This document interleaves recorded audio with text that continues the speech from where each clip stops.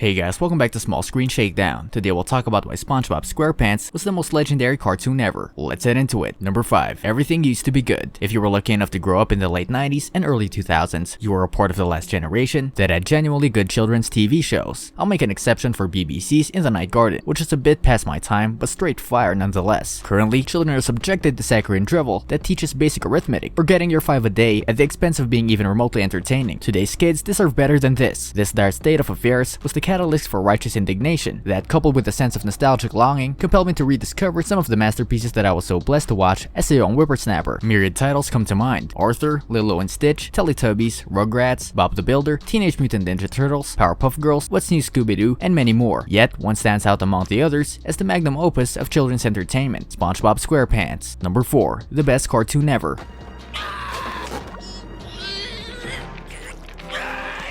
Seizing the opportunity afforded by the lockdown, and by the fact that they are both available on the Amazon Prime free 6-month student trial, I decided to rewatch the first 2 seasons of SpongeBob. It was one of the best decisions I've ever made. From the very get-go of episode 1, one cannot help but be drawn in as Tom Kenny's narrative voice, famed for the a few moments later cutscenes, establishes the story set in the beautiful Bikini Bottom. We're introduced to our protagonist SpongeBob Squarepants, who of course lives in a pineapple, and the absurdity of this place and its inhabitants only continues to mount as the episode progresses. Number 3. He lives in a freaking pineapple. No attempts are made to explain why Mr. Squarepants lives in a pineapple, why his pet snail meows like a cat, how Mr. Krabs has a whale as his biological daughter, or why Sandy Cheeks, the squirrel, has decided to move from Texas to live underwater in Bikini Bottom. No, such matters like the fact that there is constantly a fish screaming my legs and disaster scenarios are simply taken for granted. It is the celebration of sheer innocent stupidity, perhaps best expressed in the friendship between SpongeBob and Patrick Star, that makes this show such a breath of fresh air, if you'll pardon the pun, amidst the rampant pretentiousness of many 21st century social interactions. Through watching a bit of SpongeBob, we could all learn a thing or two about finding joy in the simple things of life, and the humility of not taking ourselves so seriously. It is the celebration of sheer innocent stupidity. Number 2. Everyone loves the show. I just wanna be in the play. Aww.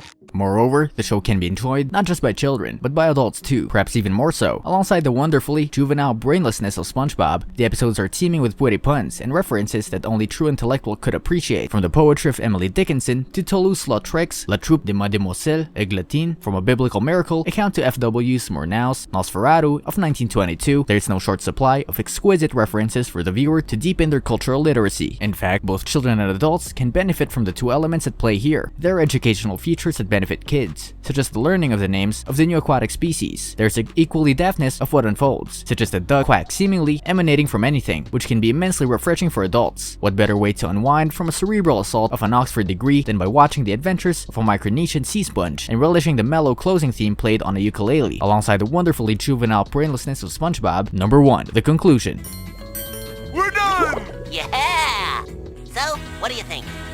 It seems evident that any sincere reflection on the matter can only yield the conclusion that SpongeBob must be crowned number 1. The only potential rival that may be plausibly countenanced is Pingu. It is arguably even more universal in its hilarity, because it doesn't rely on a natural language. On the other hand, SpongeBob is an acquired taste that relies on a refined sense of humor in order to be fully appreciated. However, it is precisely the fact that it nurtures and cultivates the skill of comedic discernment that merits it being placed above even the precious Pingu. And so, whilst I do not wish to rock the boat, pun intended, it is for the above reasons and countless more that I can safely commend SpongeBob Squarepants as the best cartoon ever. Seriously, you have to watch it. It should be mandatory for every human being out there to watch this incredible show. It's just perfect. What do you think about SpongeBob Squarepants? Do you agree that it was the best cartoon ever? Let us know in the comment section. This brings us to the end of our video. I hope you enjoyed it. Hit like if you did, and don't forget to subscribe to our channel so that you don't miss any of our videos in the future. Also, watch the 2 videos that are on your screen because I'm sure you'll love them. With that, I'll see you in the next video.